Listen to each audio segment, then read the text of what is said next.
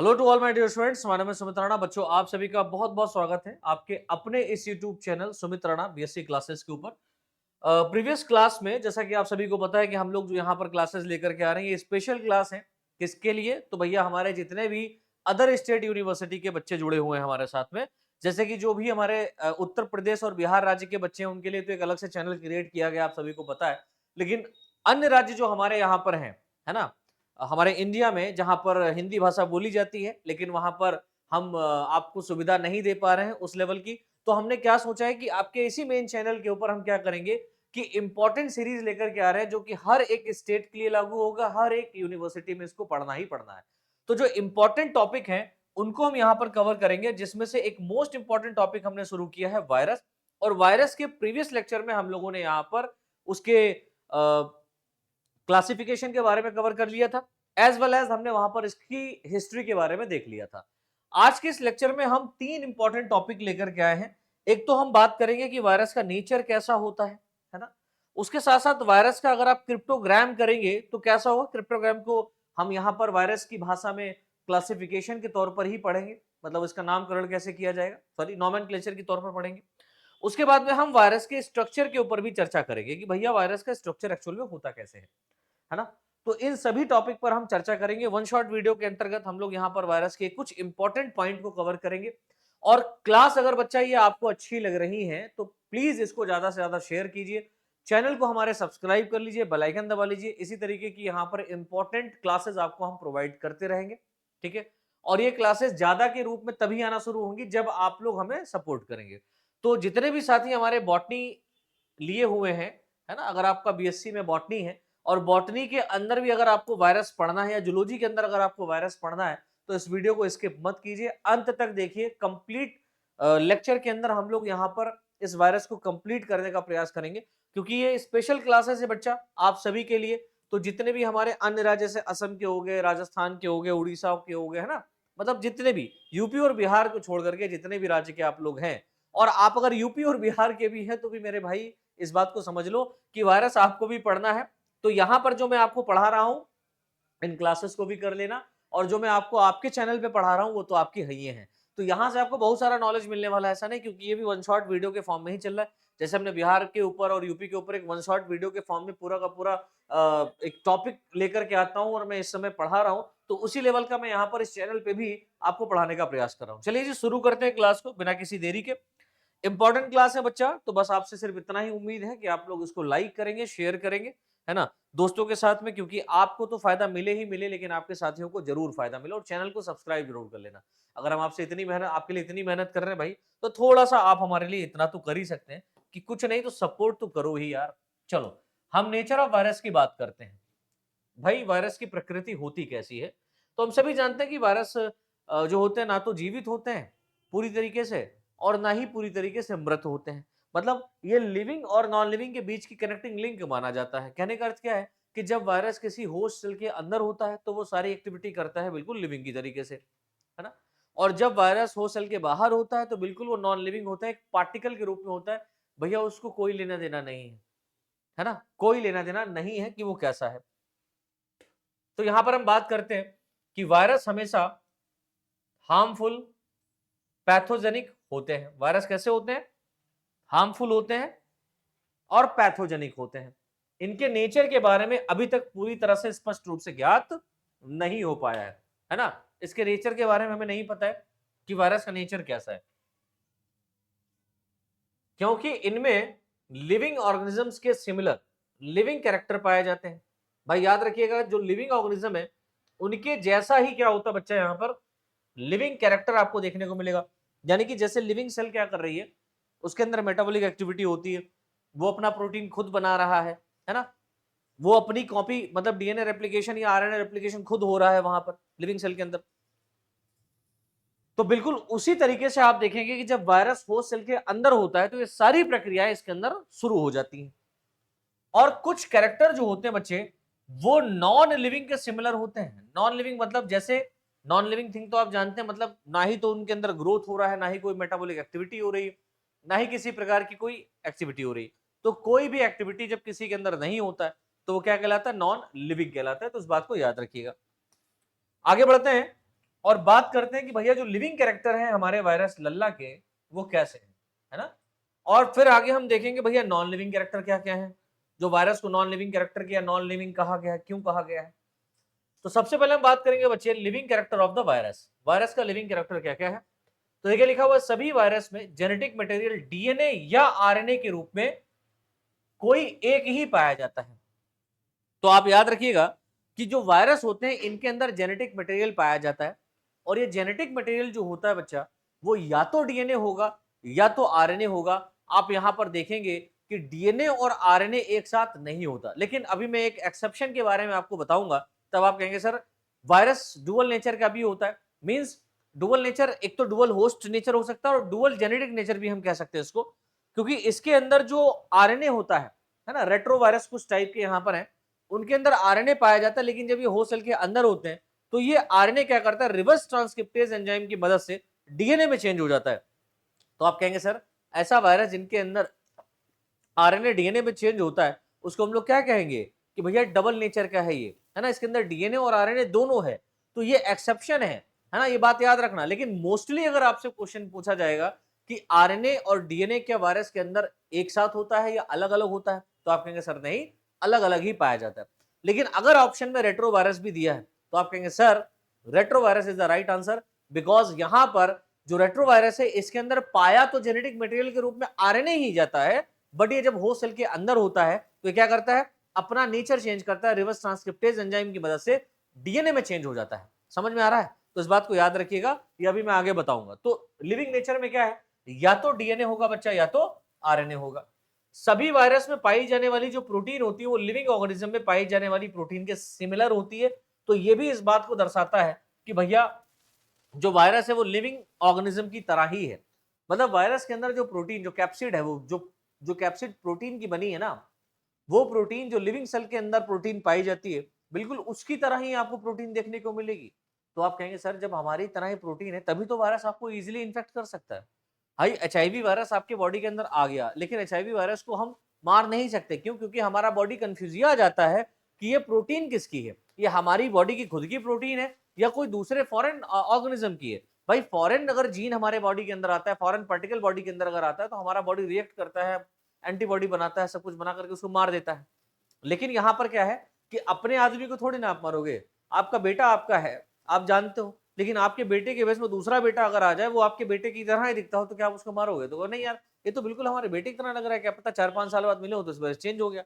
लेकिन ऐसा नहीं है, वो दूसरा बंदा है। बहुत सारी मूवी में दिखाते ना, हीरो जाते हैं बाहर, वो पता नहीं कहाँ चले जाते, उनकी जगह पर धोखे दाढ़ी में कोई दूसरा आ जाता है, बिल्कुल उसी तरीके से हूबहू दिखता है, तो वो कहता है यार ये तो वही है ना, नेचर बदला हुआ है। लेकिन कुछ लोग जान जाते हैं कि मेरा बेटा नहीं है, ये भैया मूवी में ही पॉसिबल है। लेकिन रियल लाइफ में अगर आप देखें तो वायरस वैसा है, कुछ ऐसे ऑर्गेनिज्म है, माइक्रो ऑर्गेनिजम्स हैं जिनके अंदर हमारे जैसा ही सब कुछ पाया जा रहा है। जब वो हमारे बॉडी के अंदर आते हैं तो हमारा बॉडी कंफ्यूजिया आ जाता है कि हमारी प्रोटीन है किसी और की, तो फिर वो हमारे बॉडी के अंदर एंटर कर जाते हैं। लेकिन हमारा बॉडी भी बहुत चालाक होता है, पूरे जो है ना पूरी सेल्स को पूरे सेल्स में एंटर नहीं देता, लेकिन एचआईवी इनसे भी बड़ा वाला है ना, हमारी बॉडी से भी खतरनाक है, क्योंकि ये अगर आपकी बॉडी के अंदर आ गया तो ये आपको कई साल बाद बीमार करेगा, अचानक से बीमार नहीं करता, याद रखना। मतलब सिम्टम्स अचानक से देखने को नहीं मिलते। खैर वो बात की बात है, जब इस पे कभी एक डिटेल्ड वीडियो लाएंगे एचआईवी पर तो एचआईवी पे बात करेंगे। चलो नेक्स्ट पॉइंट यहाँ पर लिखा होगा जो वायरस हैं इनमें लिविंग ऑर्गेनिज्म के सिमिलर म्यूटेशन भी देखने को मिलता है। जैसे आप बैक्टीरिया की बात करें, फंगाई की बात करें या वर्टिब्रेट इनवर्टिब्रेट की बात करें तो इनके अंदर म्यूटेशन आपको देखने को मिलता है ना, तो वायरस के अंदर भी म्यूटेशन देखने को मिलता है। अरे यार एक बात बताओ, अगर वायरस में म्यूटेशन ना होता तो अभी 2020 में जो खतरनाक महामारी आई थी जिसको हम लोग कह रहे थे कोरोना वायरस, तो कोरोना वायरस क्या है, ये एक म्यूटेशन ही है कोविड कोरोना वायरस का। कोरोना वायरस से कोविड बना, कोविड-19 ये नाम पड़ा उसका। तो ये क्या था, म्यूटेशन है कोरोना वायरस का। तो कोरोना वायरस पहले से एग्जिस्ट कर रहा था, लेकिन उस कोरोना एनिमल को एग्जिस्ट मतलब इन्फेक्ट करता था, लेकिन इस कोरोना वायरस ने क्या किया, म्यूटेशन करके इसने ऑर्गेनिजम्स को यानी ह्यूमन बींग्स को भी खत्म करना शुरू कर दिया, उनके लंग्स में डिजीज मतलब कॉज किया, है ना, ऑक्सीजन की कमी, एल्वियोलाई को डैमेज कर दिया, खत्म कर दिया। तो म्यूटेशन कर रहा है, तो ये देखने को मिल रहा है कहां पर, कोरोना मतलब वायरस के अंदर। तो वायरस में म्यूटेशन देखने को मिलता है बिल्कुल किसकी तरह, लिविंग ऑर्गेनिजम्स के सिमिलर। इसके बाद देखिए लिखा हुआ है इसके पैथोजेनिक जो कैरेक्टर होते हैं वो लिविंग ऑर्गेनिज्म के सिमिलर देखने को मिलते हैं। तो जो पैथोजेनिक कैरेक्टर है, जैसे मान लीजिए पैथोजेनिक कैरेक्टर कहने का मतलब क्या होता है, मतलब आप जब बीमार होते हैं, आप किसी बैक्टीरिया के द्वारा, फंगस के द्वारा बीमार होते हैं, तो हमें फीवर होता है। जो कॉमन सिम्टम्स आपको देखने को मिलता है वो क्या होता है कि हमारे बॉडी का टेम्परेचर राइज करता है ना, या आपको जुकाम हो जाता है, खांसी आने लगती है। तो ये सब कैरेक्टर आपको बिल्कुल लिविंग पैथोजन जो होते हैं उनके जैसा ही आपको देखने को मिलेगा। तो पैथोजेनिक कैरेक्टर लिविंग ऑर्गेनिज्म के सिमिलर देखने को मिलते हैं। ठीक है, आप इस बात को याद रखना। नेक्स्ट पॉइंट, इसका जो ट्रांसमिशन होता है यह भी लिविंग ऑर्गेनिज्म से सिमिलर ही होता है। जैसे लिविंग ऑर्गेनिजम्स के अंदर जो माइक्रो ऑर्गेनिजम्स का ट्रांसमिशन हो रहा है, बिल्कुल वैसे ही इनका भी होता है। जैसे एक होस्ट से दूसरे होस्ट में होता है ना, जैसे एक होस्ट से दूसरे होस्ट में living organism like micro organism जाते हैं, बिल्कुल उसी तरीके से वायरस भी क्या होता है, एक होस्ट से दूसरे होस्ट में ये ट्रांसमिट होता है डिफरेंट डिफरेंट मेथड से। जैसे 2 गज दूरी, है ना, अभी कोविड में एक स्लोगन निकला था, 2 गज दूरी मास्क है जरूरी। आप 2 गज दूरी बना के रखो लोगों के बीच में, नहीं आओ, क्यों? क्योंकि वो छींकेगा, बोलेगा तो जो पार्टिकल्स निकल रहे हैं वायु के माध्यम से उसके मुंह से, वो आप तक पहुंच सकते हैं। मास्क लगाए हैं तो हम पार्टिकल्स को रोक रहे हैं, तो कोविड वाला जो हमारे अंदर है ना वायरस, वो अंदर नहीं आ सकता। तो वही वायरस का ट्रांसमिशन एयर के थ्रू हो सकता है। वायरस का ट्रांसमिशन जैसे डेंगू वायरस की बात करें तो वो बेटा एडीज मॉस्किटो के थ्रू क्या हो रही है, ट्रांसमिट हो रही है। हर्पीज वायरस की बात करें, है ना, ये जितने भी हैं ये सारे के सारे जो वायरस ट्रांसमिट हो सकते हैं ना, वायरस का ट्रांसमिशन वेक्टर के थ्रू भी हो सकता है, तो इस बात को याद रखना। इसके बाद में देखिए लिखा हुआ है कि जो वायरस होते हैं इन पर लिविंग ऑर्गेनिजम्स के सिमिलर ही केमिकल, हीट और रेडिएशन का इफेक्ट पड़ता है। तो जैसे माइक्रो ऑर्गेनिज्म की अगर आप बात करें तो उनके ऊपर आप केमिकल, हीट, अगर आप केमिकल का यूज कर रहे हैं तो केमिकल से वो अफेक्टेड हो रहे हैं, हीट से इफेक्टेड हो रहे हैं। उसके साथ साथ बच्चे आप कोई रेडिएशन डालते हैं, अल्फा बीटा गामा, है ना, गामा सबसे खतरनाक रेडिएशन है, ये डालते हैं तो आप देखेंगे कि इनसे ये इफेक्ट होते हैं और म्यूटेशन होता है और ये मरते भी हैं। ठीक है, तो ये कुछ कैरेक्टर आपको याद रखने हैं। उसके बाद में हम बात करते हैं नॉन लिविंग कैरेक्टर की। तो नॉन लिविंग कैरेक्टर क्यों वायरस के अंदर देखने को मिलता है? तो सबसे पहले आप याद रखें कि वायरस अकोशिकी अर्थात सेलुलर ऑर्गेनाइजेशन नहीं पाया जाता। अकोशिकी मतलब ए फॉर एब्सेंट। एब्सेंट क्या है? कोशिका। कोशिका जैसी संरचना नहीं है, एक पार्टिकल जैसी संरचना यहां पर आपको देखने को मिलती है। दूसरा यहां पर नॉन लिविंग थिंग होने का क्या रीजन है कि वायरस लिविंग सेल के बाहर पूरी तरह से इनएक्टिव रहता है। मतलब जो सेल के अंदर आपको एक्टिविटी देखने को मिल रहा था वो सेल के बाहर आपको एक्टिविटी देखने को नहीं मिलेगा। तो इस बात को याद रखना, ये इसका नेचर है। वायरस को क्रिस्टल या पार्टिकल के फॉर्म में कई वर्षों तक सुरक्षित रखा जा सकता है ना। आप जानते हैं कि जो स्टेनले साहब थे, मिलर साहब थे, इन्होंने वायरस के पार्टिकल को क्या किया था, इकट्ठा कर लिया था, है ना, और कई वर्षों तक आप इसको रख सकते हो। मतलब आज आपने इकट्ठा किया तो 30-40 साल बाद अगर मान लो इस वायरस को किसी ऑर्गेनिज्म के अंदर इस पार्टिकल को डालोगे जो आपने क्रिस्टल फॉर्म में इकट्ठा किया है, तो वो इन्फेक्शन बिल्कुल उसी हूबहू तरीके से करेगा जैसे 30 साल पहले करता था। अच्छा, नेक्स्ट, मतलब 30 साल ही नहीं, मतलब जितने साल आप चाहो उतने साल रख सकते हो। वायरस में कोई भी मेटाबॉलिक एक्टिविटी नहीं पाई जाती, है ना, किसी प्रकार की आपको मेटाबॉलिक एक्टिविटी देखने को नहीं मिलेगी। जैसे आप रेस्पिरेशन की बात करें तो यहां पर नहीं होता, डाइजेशन यहां नहीं होता, एक्सक्रीशन यहां नहीं होता, सर्कुलेशन इसमें नहीं होता, ग्रोथ आदि नहीं पाई जाती है। तो इसीलिए वायरस को हम नॉन लिविंग कैरेक्टर के फॉर्म में क्लासिफाइड कर सकते हैं। अब जब हमने लिविंग और नॉन लिविंग कैरेक्टर देखा, है ना, जब लिविंग और नॉन लिविंग कैरेक्टर देखा तो हम मोटे मोटे तौर पर ये कह सकते हैं बच्चों कि वायरस जो होता है, क्या होता है, वायरस जो होता है ये लिविंग, है ना, लिविंग प्लस नॉन लिविंग, है ना, non living, living plus non living के बीच की क्या है बच्चा, कनेक्टिव लिंक है, कनेक्टिंग लिंक है।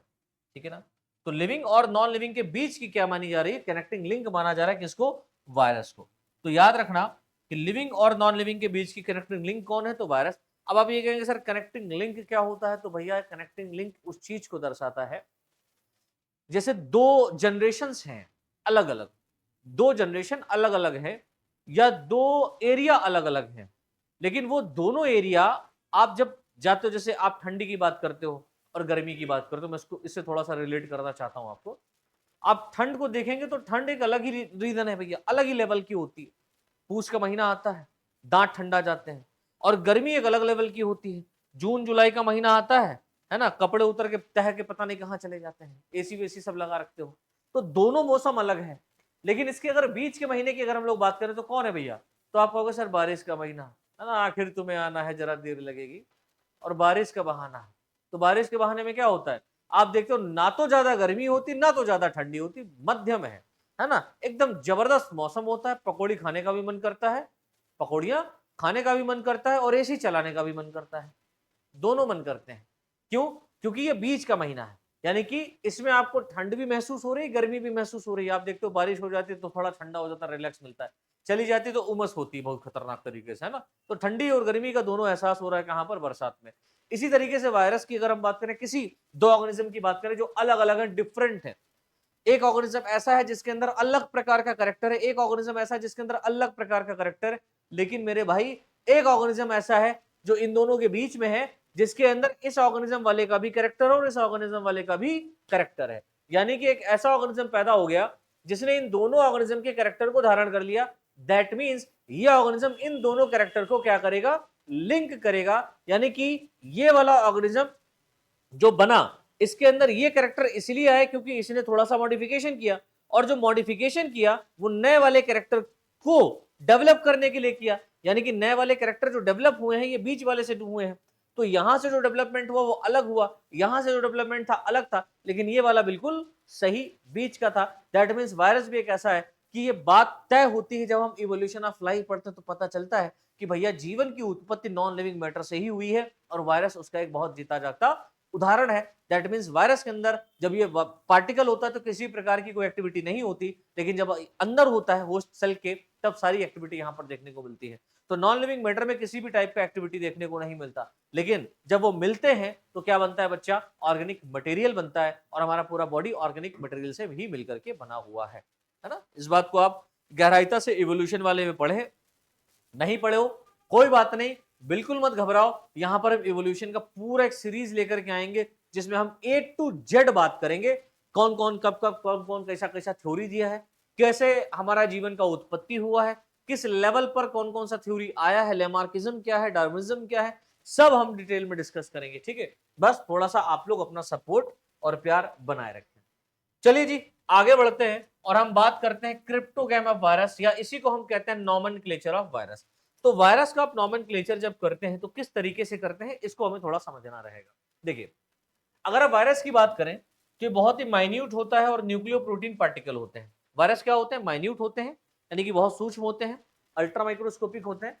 और ये मैंने बोला न्यूक्लियो प्रोटीन, तो मैं शुरुआत से बता रहा हूं बच्चा, न्यूक्लियो का मतलब न्यूक्लिक एसिड से हो गया, और प्रोटीन यहां पर आपकी देखने को मिल रही है, तो प्रोटीन भी है और न्यूक्लिक एसिड भी है, और इसके ये क्या है? छोटे छोटे पार्टिकल्स हैं, तो इसीलिए इसको हम न्यूक्लियो प्रोटीन पार्टिकल कहते हैं, जो केवल लिविंग ऑर्गेनिज्म में एक्टिव रहते हैं। और खास बात क्या है कि जब ये लिविंग सेल के अंदर होगा तभी ये क्या होगा बच्चा?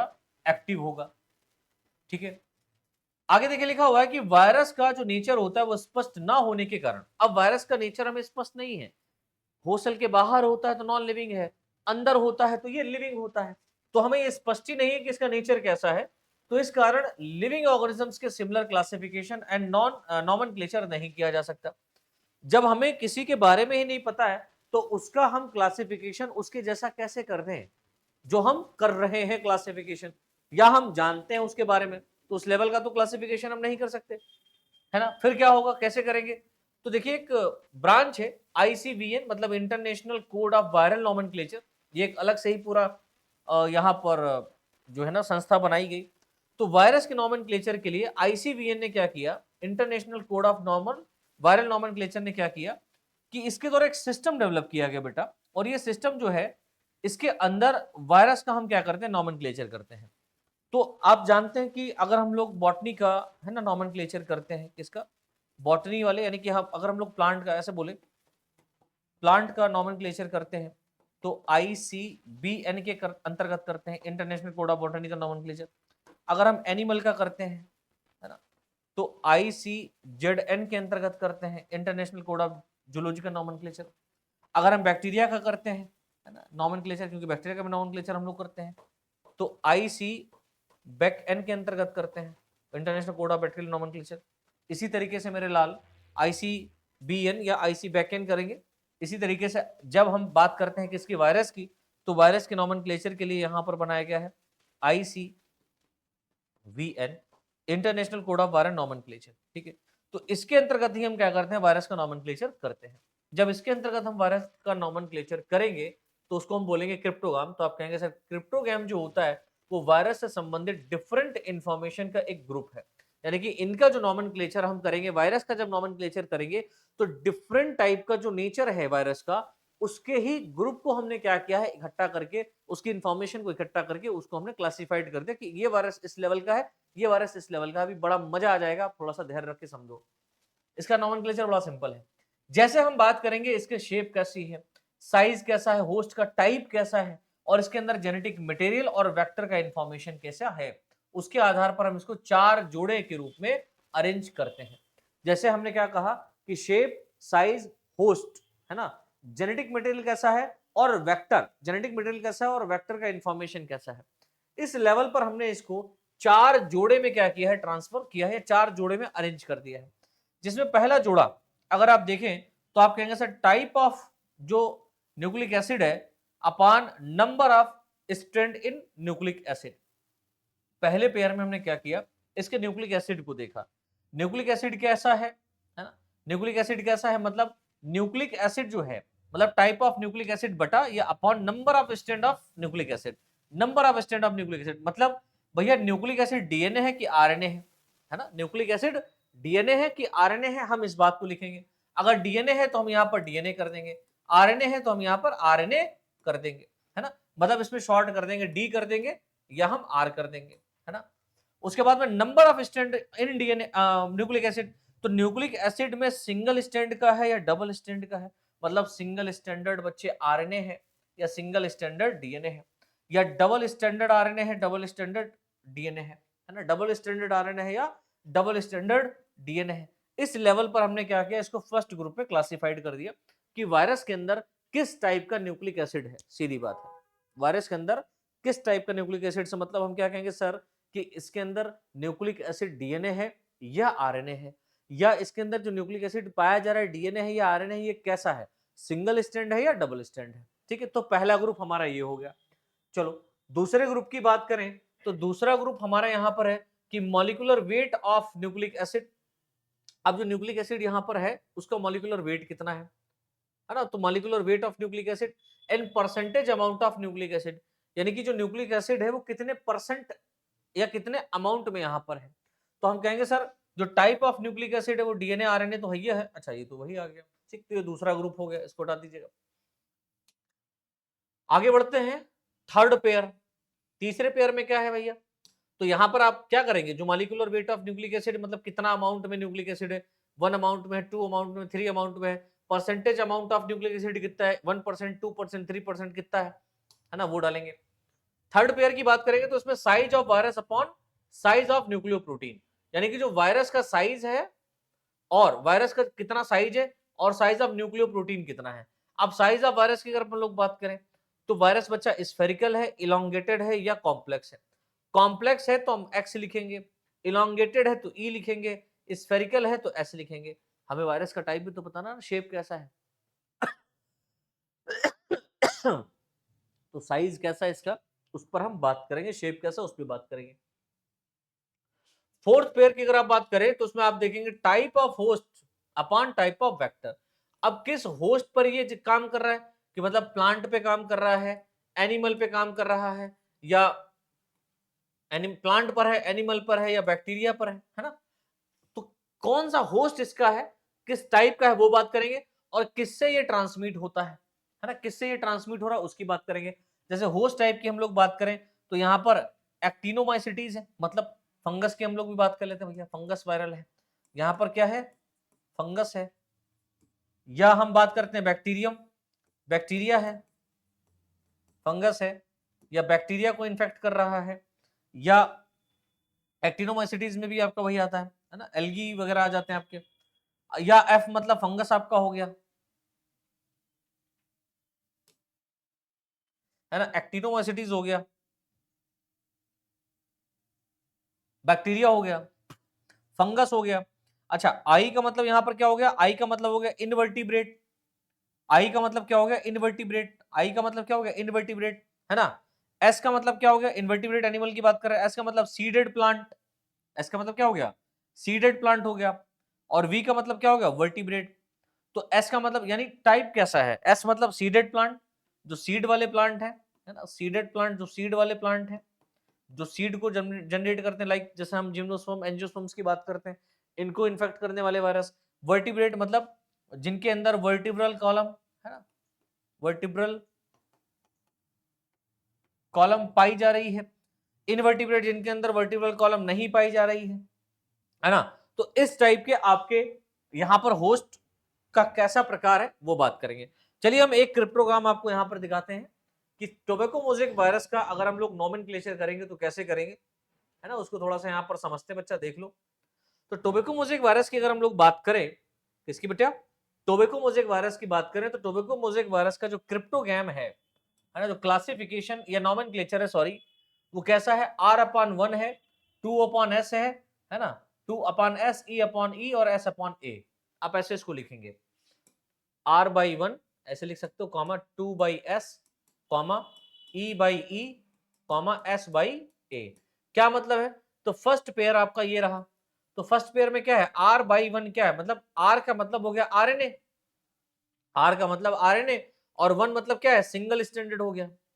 तो आरएनए यहां पर सिंगल स्ट्रैंड में पाया जाएगा, यहां पर 2 होता तो डबल स्ट्रैंड हो जाता। समझ पा रहे हो क्रिप्टोग्राम कैसे हो रहा है, आर का मतलब आरएनए हो गया, डी होता तो डीएनए होता, आर है तो आरएनए है, एक है तो सिंगल स्ट्रैंड, 2 होता तो डबल स्ट्रैंड। तो ये पहला हो गया। और ये R/1, 2/S, E/E, S/A, ये आपको याद करना पड़ेगा। ये टोबैको मोज़ेक वायरस का, यानी कि जो टीएमवी वायरस है बच्चा, जो टोबैको प्लांट को इन्फेक्ट करता है, उसका क्रिप्टोग्राम है, उसका नॉमेनक्लेचर है ये। सेकंड पेयर हमारा कहता है 2/S, मतलब यहां पर 2%, यानी कि मॉलिक्यूलर कितना है बेटा, मॉलिक्यूलर वेट कितना है, 2 है। तो molecular weight of nucleic acid क्या है, 2 है। और एस मतलब यहां पर क्या हो गया, परसेंटेज ऑफ न्यूक्लिक एसिड, है ना, एस मतलब परसेंटेज ऑफ न्यूक्लिक एसिड, नहीं एस नहीं होगा, 5 होगा, सॉरी। तो 5% यहां पर क्या बेटा, न्यूक्लिक एसिड हो गया। थर्ड पेयर की अगर हम लोग बात करते हैं तो E/E है।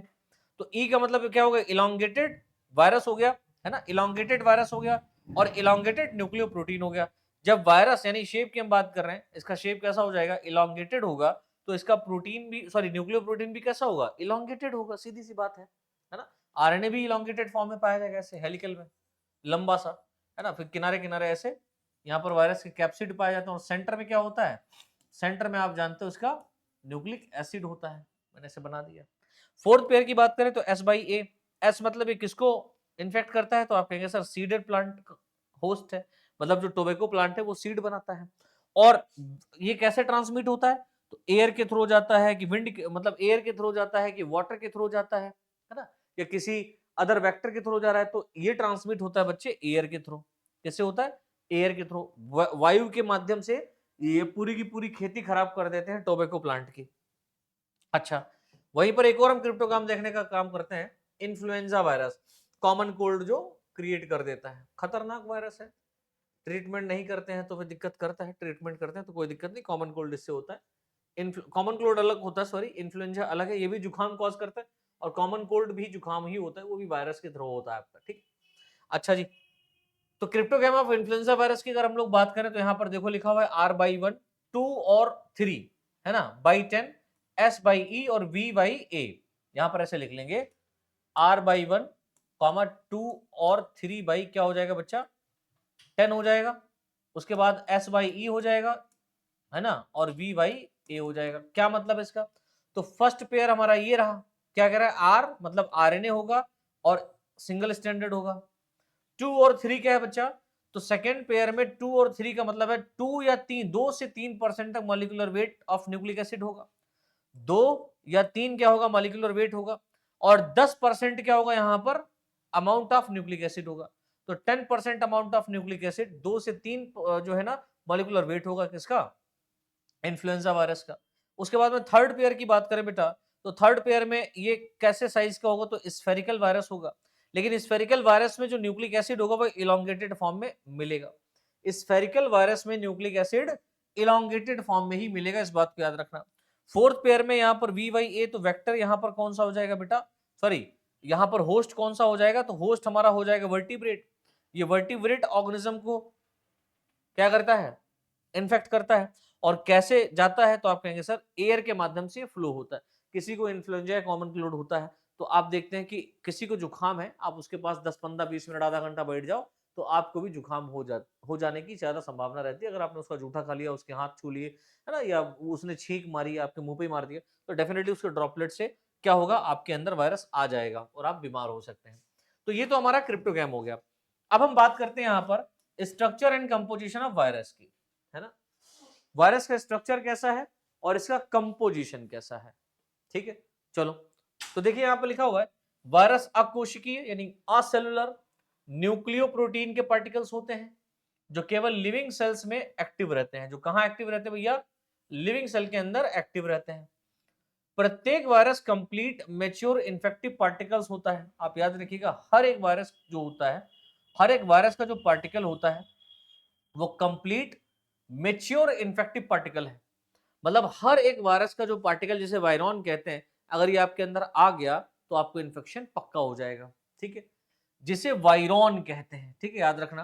प्रत्येक वायरस पार्टिकल एक डेफिनिट शेप एंड साइज की स्ट्रक्चर वाले होते हैं, याद रखिएगा। हर एक वायरस का एक अपना शेप होता है और उसका एक साइज होता है, जिनमें फॉलोइंग पार्ट्स पाए जाते हैं। कौन कौन से पार्ट हैं, देखते हैं। तो सबसे पहला यहां पर हम बात करेंगे शेप एंड साइज की। भैया इनका आकार कैसा है और ये इनका साइज कितना रहता है, कितने बड़े होते हैं ये, है ना, कितना साइज हो सकता है। तो इनका आकार कैसा है और क्या साइज इनका है, हम उस पर चर्चा कर लेते हैं। तो देखिए लिखा हुआ है कि प्रत्येक वायरस पार्टिकल माइन्यूट साइज वाले न्यूक्लियोप्रोटीन पार्टिकल होते हैं जिनका साइज सामान्य रूप से 20 से लेकर के 300 नैनोमीटर तक होता है। याद रखिएगा 20 to 300 नैनोमीटर वाला होता है एक वायरस का पार्टिकल हो सकता है। अच्छा, स्मॉलेस्ट माइन्यूट साइज वाला जो पार्टिकल होता है उसे हम लोग foot and mouth disease virus कहते हैं।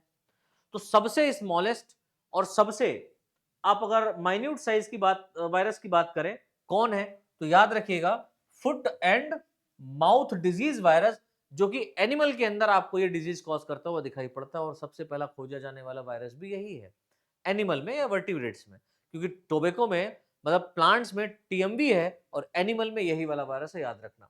अच्छा, लार्जेस्ट साइज की अगर आप बात करें तो लार्जेस्ट साइज वाला जो वायरस पार्टिकल है वो स्मॉल पॉक्स वायरस होता है। स्मॉल पॉक्स वायरस ये लार्जेस्ट साइज वाला, सबसे बड़ा साइज वाला पार्टिकल है ये वायरस का, ठीक है।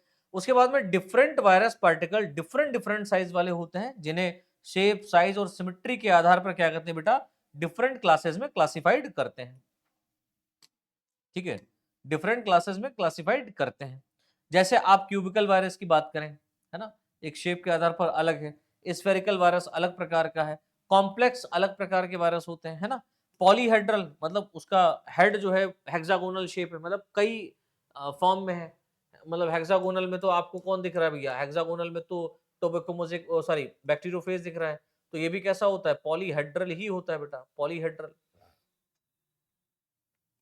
इस टाइप से, है ना। पॉलीहेड्रल डायमंड के शेप का, आपको पॉलीहेड्रल होगा ना डायमंड शेप, बिल्कुल उसी तरीके का आपको मिलेगा। लेकिन इसके अलावा लगभग कुछ वायरस स्फेरिकल साइज वाले भी होते हैं। ऐसा नहीं कि केवल इस टाइप का ही, लेकिन आपको स्फेरिकल साइज के भी वायरस देखने को मिलेंगे। जैसे आप बुलेट शेप वायरस की बात करो, ये स्पेसिफिक है, यहीं से क्वेश्चन आपका बनता है। बुलेट शेप, ब्रिक के आकार का, ईंट के आकार का वायरस, है ना, आदि। अच्छा, प्रत्येक वायरॉन या वायरस पार्टिकल, आप एक देखो हमेशा याद रखना, एक वायरस पार्टिकल की अगर आप बात करते हो, एक वायरस पार्टिकल की अगर आप बात करते हो, उसे हम लोग बेटा बोलते हैं वायरॉन। क्या बोलते हैं, वायरॉन। तो प्रियॉन्स क्या होते हैं बेटा, है ना, ये सब हम आगे चर्चा करेंगे। तो वायरॉन क्या है, एक वायरस का जो पार्टिकल है, एक वायरल पार्टिकल वायरॉन कहलाता है। और इसकी स्ट्रक्चर की अगर आप बात करें तो इसमें प्रोटीन कोट व न्यूक्लिक एसिड मेन कंपोनेंट होता है।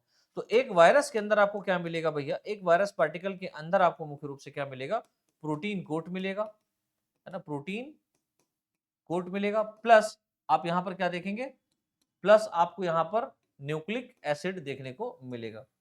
तो एक वायरस पार्टिकल के अंदर प्रोटीन कोट और न्यूक्लिक एसिड प्रेजेंट होता है, ठीक है ना। आगे बढ़िए, अब हम बात करते हैं प्रोटीन कोट की। तो देखिए प्रत्येक वायरस के अंदर न्यूक्लिक एसिड डीएनए या आरएनए प्रोटीन कवरिंग द्वारा कवर्ड रहता है। तो जो न्यूक्लिक एसिड होता है, या डीएनए होगा या आरएनए, ये हमेशा प्रोटीन कवरिंग के द्वारा क्या रहता है बच्चा, कवर्ड रहता है। इसे प्रोटीन कोट या कैप्सिड कहते हैं। तो कैप्सिड जो होता है वो प्रोटीन से मिलकर के बनी होती है। कैप्सिड जो होता है वो एक पूरा खोल है और उसका यूनिट कैप्सोमियर कहलाता है। तो प्रत्येक कैप्सिड बहुत सारी यूनिट है ना के द्वारा बना होता है, जिन्हें कैप्सोमियर कहते हैं। तो कैप्सोमियर क्या है बच्चा, कैप्सोमियर को हम कह सकते हैं कि ये वायरस की स्ट्रक्चरल फंक्शनल यूनिट है। मतलब वायरस जो एक पार्टिकल है और उसका भी कोई यूनिट है। हाँ भैया है, कौन है, कैप्सोमियर है, याद रखिएगा। अच्छा, प्रत्येक वायरस के कैप्सिड में पाए जाने वाले जो कैप्सोमियर होते हैं इनकी संख्या डेफिनिट होती है। कैप्सोमियर अमीनो एसिड की डेफिनिट नंबर द्वारा प्रोड्यूस होते हैं। मतलब कितना अमीनो एसिड है उसके आधार पर कैप्सोमियर यहां पर प्रोड्यूस होंगे। कुछ वायरस पार्टिकल में कैप्सिड जो होता है वो चारों ओर से फैट और प्रोटीन द्वारा एक्सटर्नल कवरिंग में भी पाई जाती है। तो कुछ कैप्सिड आप बात करें जो कैप्सोमियर से मिलकर के बना है, ये भी चारों तरफ से फैट और प्रोटीन के कवरिंग द्वारा क्या रहता है, कवर्ड रहता है, जिसे हम लोग एनवेलप कहते हैं, है ना। तो वायरस के कैप्सिड का भी एक खोल है ना, वायरस के कैप्सिड का भी एक खोल है जिसे एनवेलप कहा जा रहा है। और ये एनवेलप बेटा फैट और प्रोटीन का मिलकर के बना होता है, फैट और प्रोटीन से मिलकर के बना होता है। अब हम बात करेंगे सर इसके अंदर न्यूक्लिक एसिड भी होता है। तो प्रत्येक वायरस पार्टिकल में कैप्सिड के अंदर न्यूक्लिक एसिड के रूप में जेनेटिक मटेरियल अरेंज रहता है, जो कि डीएनए और आरएनए, डीएनए या आरएनए के रूप में हो सकता है। लेकिन वायरस पार्टिकल में डीएनए आरएनए एक साथ प्रेजेंट नहीं होता, इस बात को याद रखना। लेकिन मेरे बच्चे बायोलॉजी है तो एक्सेप्शन तो आपको मिलेगा ही मिलेगा। तो याद रखना कि कुछ वायरस के एक्सेप्शंस भी हैं जिनमें डीएनए और आरएनए दोनों जेनेटिक मटेरियल को अपनी क्रियाविधि में उपयोग करता है। तो कुछ ऐसे वायरस है बेटा, है ना, जो एक्सेप्शन के तौर पर मिल रहे हैं और ये क्या कर रहे हैं, डीएनए और आरएनए को, डीएनए और आरएनए को अपनी, दोनों को अपनी जेनेटिक मटेरियल को, डीएनए और आरएनए को, है ना, दोनों को जेनेटिक मटेरियल को अपनी क्रिया विधि के आधार पर, मतलब किस टाइप की एक्टिविटी है उसके आधार पर उपयोग करता है। जैसे अगर आप रॉस वायरस की बात करें, ल्यूको वायरस की बात करें, रॉस वायरस की बात करें या ल्यूको वायरस की बात करें, तो इसके अंदर इस टाइप का नेचर देखने को मिलेगा। अच्छा, वह वायरस पार्टिकल जिनमें जेनेटिक मटेरियल आरएनए होता है उन्हें राइबो वायरस कहते हैं। इसी प्रकार जिन पार्टिकल्स में जेनेटिक मटेरियल डीएनए होता है उन्हें डीऑक्सी वायरस कहते हैं। ये हम लोगों ने क्लासिफिकेशन में देखा था, है ना। लेकिन मैं यहाँ पर जो बताने वाला हूँ वो इंपॉर्टेंट ये है, इसको थोड़ा सा आप याद रखिएगा कि कुछ वायरस ऐसे होते हैं, जैसे रॉस वायरस की बात करें, ल्यूको वायरस की बात करें, तो इनके अंदर बेटा क्रिया विधि के आधार पर क्या होता है, एक्चुअल में इनके अंदर आरएनए ही क्या होता है, जेनेटिक मटेरियल होता है। याद रखना, जब ये पार्टिकल के रूप में होता तो आरएनए ही जेनेटिक मटेरियल के रूप में होता, लेकिन जब ये हो सेल के अंदर जाता है तो अपनी क्रिया कराने के लिए ये आरएनए को क्या करता है बेटा, डीएनए में ट्रांसफर कर देता है या ट्रांसमिट कर लेता है। इसको बोलते हैं रिवर्स ट्रांसक्रिप्टेज एंजाइम या रिवर्स ट्रांसक्रिप्शन बोलते हैं। और ये होता है एक स्पेशल प्रकार के एंजाइम के कारण, उस एंजाइम का नाम क्या है, रिवर्स ट्रांसक्रिप्टेज एंजाइम। ठीक है, तो ये नेचर भी आपको यहां पर देखने को मिला है वायरस के अंदर। अच्छा, आगे बढ़ते हैं और आगे हम बात करेंगे कि वायरस जो होते हैं या वायरस के जो पार्टिकल होते हैं, इनमें पाए जाने वाले जो आरएनए या डीएनए होते हैं वो लिविंग ऑर्गेनिजम्स के सिमिलर होते हैं। आप देखेंगे कि हमारे सेल के अंदर जो डीएनए आरएनए है उसका जो कंपोजिशन है वो बिल्कुल आरएनए के, डीएनए आरएनए के कंपोजिशन के जैसा ही होता है। लेकिन ये सिंगल स्टैंडर्ड या डबल स्टैंडर्ड के रूप में पाए जाते हैं, इसलिए हम इनको डिफरेंशिएट कर सकते हैं। वे सभी वायरस जिनमें सिंगल स्टैंडर्ड डीएनए होता है उन्हें प्रीमाइन वायरस कहते हैं। याद रखिएगा, ये इंपॉर्टेंट पॉइंट है बेटा। प्रीमाइन वायरस क्या होता है, क्वेश्चन आ सकता है, व्हाट इज प्रीमाइन वायरस। मतलब ऐसे वायरस जिनके अंदर डीएनए सिंगल स्टैंडर्ड के रूप में पाया जाए। प्रीमाइन मतलब डीएनए सिंगल स्टैंडर्ड के रूप में है। प्री मतलब प्रिमिटिव टाइप का, आप ऐसे मान लो प्रिमिटिव टाइप का virus means DNA single standard रूप में है। जैसे आपसे कोई पूछे कि प्रिमिटिव टाइप वायरस जिसमें डीएनए सिंगल स्टैंडर्ड रूप में है उसका एक एग्जांपल दे दो, तो मोस्ट एक्सपेक्टेड क्वेश्चन आपका आता है, objective question, one of the most favourite question है ये एग्जामिनर का। वो पूछता है कि ऐसे वायरस का नाम बताओ जिसमें डीएनए सिंगल स्टैंडर्ड के रूप में मिलता है। तो आप कहेंगे सर 5X174 बैक्टीरियोफेज वायरस। याद कर लो, रट्टा मान लो इसे, कौन सा बेटा, 5X1, इसको X पढ़ेंगे 174, है ना, 174 बैक्टीरियोफेज वायरस, यानी बैक्टीरिया को मारने वाला, बैक्टीरिया को किल करने वाला वायरस है कौन सा, 5X174 बैक्टीरियोफेज वायरस। ठीक है, आगे देखिए लिखा हुआ है कि ऐसे वायरस जिनमें डबल स्टैंडर्ड डीएनए पाया जाता है उन्हें यूमाइन मतलब ट्रू टाइप के वायरस कहते हैं, है ना। जैसे आप बैक्टीरियोफेज वायरस की बात करें, 5X174 बैक्टीरियोफेज वायरस में सिंगल स्टैंडर्ड डीएनए है, याद रखिएगा। लेकिन बैक्टीरियोफेज वायरस में डबल स्टैंडर्ड डीएनए होता है। हर्पीज वायरस खतरनाक है ना, हर्पीज वायरस ये वर्टिब्रेट्स को इन्फेक्ट करता है, खासकर ह्यूमन बीइंग्स को। तो इसके अंदर भी डबल स्टैंडर्ड क्या है बच्चे, डबल स्टैंडर्ड डीएनए पाया जा रहा है। अच्छा, वायरस पार्टिकल में पाए जाने वाले जो न्यूक्लिक एसिड हैं वो केवल लिविंग होस्ट सेल में ही एक्टिव होते हैं। याद रखिएगा कि इनके अंदर जो आपका न्यूक्लिक एसिड पाया जा रहा है, ये इनके अंदर एक्टिव नहीं होता, ये जब सेल के अंदर जाता है, होस्ट सेल के अंदर जाता है तब ये एक्टिव होता है, तथा होस्ट सेल में पाए जाने वाले जो एंजाइम है इनकी सहायता से ये रेप्लिकेशन की प्रक्रिया करता है। यानी कि इसके अंदर जितना भी जेनेटिक मटेरियल वो हमारे इंफॉर्मेशन की तरीके से जब ये सेल के अंदर होता है तो हमारी सेल के अंदर जो भी जेनेटिक मटेरियल पाया जा रहा है उसको जो ट्रांसक्राइब करने के लिए, ट्रांसलेट करने के लिए एंजाइम है, वो सारे एंजाइम को ये यूज लेता है और अपना काम कराएगा हमारी सेल के अंदर। ठीक है ना। ये कुछ बेटा यहाँ पर आप देख रहे हैं कि वायरस का स्ट्रक्चर आप देख रहे हैं अलग अलग है ना। जैसे आप यहाँ पर देख पा रहे होगे बेटा कितना खूबसूरत ये वायरस है, हेलिकल। और हेलिकल वायरस का अगर आप यहाँ पर देखें, मतलब कई प्रकार के, हेलिकल हो गया है ना, पॉलीहेड्रल हो गया, स्फेरिकल गोलकार है ना, कॉम्प्लेक्स इस टाइप का। तो हेलिकल वायरस की अगर आप बात करें तो कुछ हेलिकली फॉर्म में इस तरीके से अरेंज रहता है ना, जैसे अंगूर का गुच्छा नहीं लगा होता है एक डंठल में, तो वैसा रहता है। और इसके अंदर जो आरएनए है वो सिंगल स्टैंडर्ड फॉर्म में और सर्कुलर फॉर्म में मिलता है। इसका अगर आप एग्जांपल लें तो tobacco mosaic virus best example है हेलिकल वायरस का। अगर हम पॉलीहेड्रल की बात करें जिसमें कई हेड आपको देखने को मिलेंगे इस टाइप से, देखो पॉलीहेड्रल है ये, है ना, पॉलीहेड्रल, ये लाइक दिस, है ना, पॉलीहेड्रल वायरस। तो पॉलीहेड्रल वायरस में आपको स्पेशली डीएनए मिलेगा, कैप्सोमियर्स का यूनिट मिलता है ना, कैप्सोमियर्स का क्या मिलता है बेटा, यूनिट मिलता है। और आप एडिनो वायरस की अगर बात करें तो एडिनो वायरस एक प्रकार का पॉलीहेड्रल वायरस हो सकता है, आप कह सकते हैं सर, बिल्कुल कह सकते हैं। स्फेरिकल वायरस इन्फ्लुएंजा वायरस होता है आपका, कुछ ऐसा गोल गोल रहेगा, उसके अंदर कैप्सिड्स पाए जाएंगे और यहाँ पर मेम्ब्रेन का एनवेलप होगा। मेम्ब्रेन किसका बना होता है सर, मैंने अभी बताया आपको, फैट प्लस प्रोटीन का। तो फैट और प्रोटीन के स्पेसिफिक फॉर्म में कुछ कवरिंग पाई जाती है और इसके ऊपर ग्लाइकोप्रोटीन, प्रोटीन जो है ग्लाइकोप्रोटीन के रूप में मिल रहा है। ये ग्लाइकोप्रोटीन क्या कर रहा है, ये होस्ट सेल से जाकर के अटैच करने में इसको हेल्प करता है। इन्फ्लुएंजा वायरस स्फेरिकल वायरस का बेस्ट एग्जांपल है। कॉम्प्लेक्स वायरस की बात करें तो बैक्टीरियोफेज वायरस, आप इसमें देखोगे कि भैया हेड वाला रीजन है, नेक वाला रीजन है ना, टेल वाला रीजन, और टेल के ऊपर ये क्या पाया जा रहा है बच्चा, यहाँ पर ये टेल पाई जा रही है, ये कैप्सिड यहां पर मिल रहा है आपको, है ना, ये डीएनए, डीएनए ये रहा, है ना, ये स्फेरिकल प्लेट यहां पर मिलती, नेक वाला रीजन है ये हेड वाला रीजन है।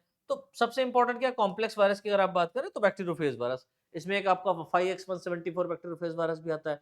आपको 5X174 बैक्टीरियोफेज वायरस में क्या याद रखना है कि इसका जो डीएनए होता है वो सिंगल स्टैंडर्ड होता है, लेकिन बैक्टीरियोफेज वायरस में जो डीएनए होता है वो डबल स्टैंडर्ड होता है ना। हर्पीज वायरस की बात करें डबल स्टैंडर्ड डीएनए। तो ये आपको कुछ ऐसे एग्जाम्पल्स याद रखने रहेंगे जो आपके एग्जाम के पॉइंट ऑफ व्यू से बेटा बहुत इंपॉर्टेंट है।